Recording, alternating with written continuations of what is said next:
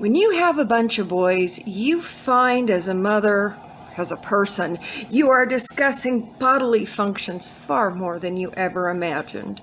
Poop, pee, farts, and in this case, belches.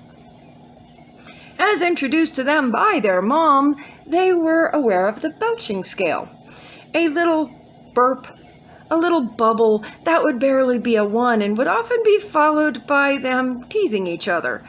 And as you go up the scale, by the time you hit 4 or 5, you can start attempting monster growls or words, the alphabet.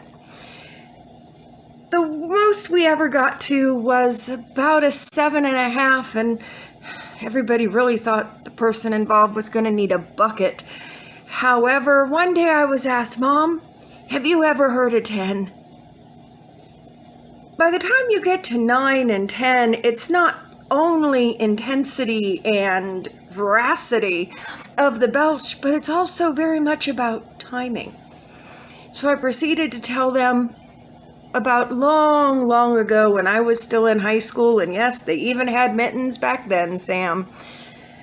Back in high school, in band, I don't remember why we were practicing.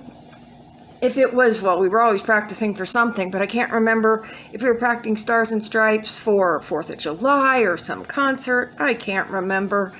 But if you are familiar with that particular piece, there is a build-up, a very giant ritardando, a slowdown, that it's supposed to build intensity for the last stanza where the piccolo goes crazy and everybody goes as fast as they can.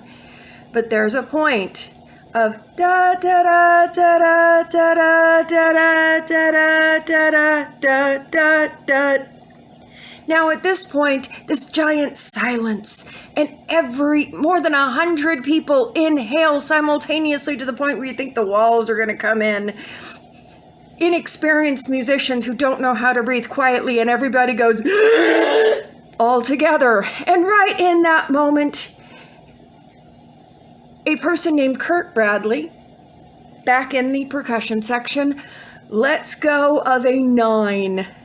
So loud, so disgustingly juicy that I swore the trombones that were sitting in front of him probably had nasty things in their hair.